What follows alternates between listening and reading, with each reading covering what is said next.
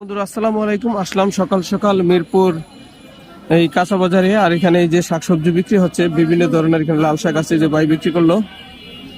তো এরকম লাল শাক শেষ পর্যায়ে, এখন বিক্রির মোটামুটি শেষ পর্যায়ে। তাও আসলাম এখানে প্রায় 8টা বাজে। ভোরবেলা থেকে এখানে বাজার শুরু হয় আর এখানে বিক্রি হয়, বেচা বিক্রি।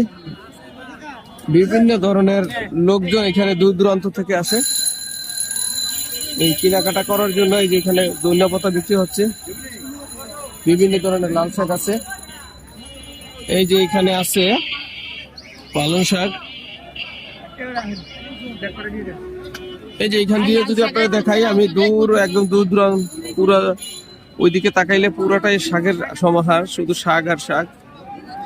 মানে মিরপুর 1 নম্বর বাজারের ভিতরে এই শাকের এরিয়াটাই আমি আপনাদের সাথে শেয়ার করতেছি। এখানে অনেক ধন্যবাদ আছে যে নিয়ে বসে আছে এখানে শাক। এই যে লাল শাকের কত স্তূপ এখানে দেওয়া আছে।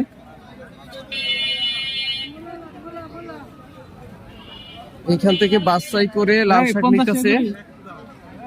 এই যে এখান থেকে কত করে ভাই নিতেছেন এগুলি? মোট কত করে? 3 টাকা করে আড়ি।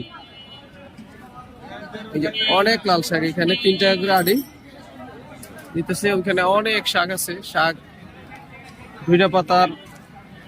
এই যে এখানে অনেক ধনিয়া পাতা, দেশি ধনিয়া পাতা। এই যে ভাই নিতেছে।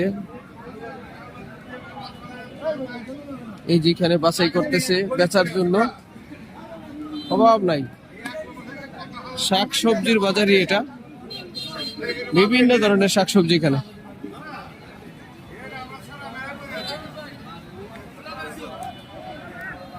এই যে এখানে অনেক লাল শাক আছে, লাল শাকের অভাব নাই এখানে। এই যে লাল শাক দেখেন এখানে বিক্রি হচ্ছে।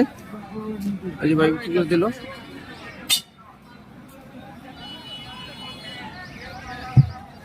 একটু ভিতরে ভরতেছে পুরো বাজার। যদি আপনাদের ঘুরে ঘুরে দেখাই অনেক সময় লাগবে। তো প্রিয় বন্ধুরা, এইদিকে যাব, দেখাবো আপনাদের এখানে আর কি আছে। এখানে অনেক ফুলকপি, বাঁধাকপি, আরো বিভিন্ন ধরনের শাকসবজি, মূলা। এই যে বাছাই করতেছে বেচার জন্য, অনেকে নিতেছে। যে ধনিয়া পাতা, পাইকার ভাইরা।